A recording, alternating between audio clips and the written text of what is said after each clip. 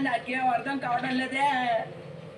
ఆ, ఉపాయం నేను వెళ్ళి ఆడుకుంటాను. అందరూ ఎక్కడున్నారు?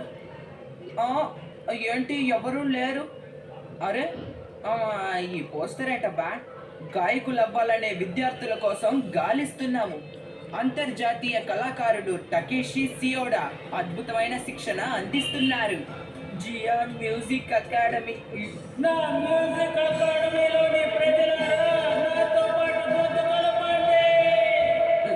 నేను అసలు చదవనట్టు నటిస్తాను.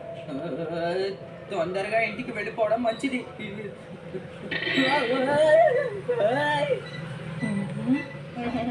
నేను షిజుకా వాళ్ళ ఇంట్లో దాక్కుంటాను.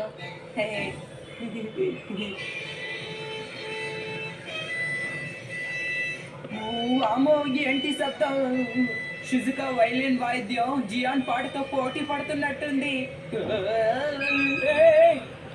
నోబితా, మైదానంలో అంటించిన పోస్టర్ని నువ్వు చదివే ఉంటావు.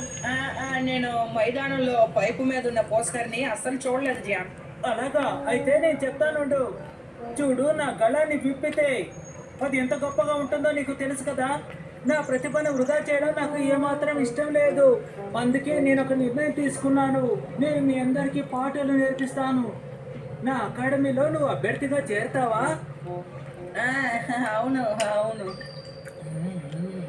ఇది నువ్వు మనస్ఫూర్తిగా చెప్తున్నట్టు లేదు. నాకు నేను బలవంత పెట్టడం ఇష్టం లేదు. నిజం చెప్పాలంటే నాకు అలాంటి ఉద్దేశం లేదు జియాన్. ఇప్పుడు ఏమన్నావు? నాకు సరిగ్గా వినిపించలేదు. ఒకసారి చెప్పు. నన్ను క్షమించు. ఇంకొకసారి గట్టిగా చెప్పమంటున్నాను కదా. నాకు అర్థమయ్యేలా చెప్పు నోబితా. దయచేసి నాకు నేర్పించు. నాకు నేర్చుకోవడం అంటే చాలా ఇష్టం. నువ్వు నా మిత్రుడు కదా. నువ్వు ఈ మాట అంటావని నాకు బాగా తెలుసు. నీకు కష్టపడి నేర్పిస్తాను. నాకు సంతోషంగా ఉంది, ఆనందం పట్టలేకపోతున్నాను. జియాన్ మ్యూజిక్ అకాడమీలో పాటలు ఎలా అద్భుతంగా పాడాలో నీకు నేర్పిస్తాను. నా గాత్రాన్ని అనుసరించు, అదే చాలు. ఏంటి? కళ్ళల్లోకి కళ్ళు పెట్టి చూడు, అప్పుడే నా హృదయంలోని అభిమానం తెలుస్తుంది. ఇప్పుడు పాడు. కళ్ళల్లోకి కళ్ళు పెట్టి చూడు, అప్పుడే నా హృదయం.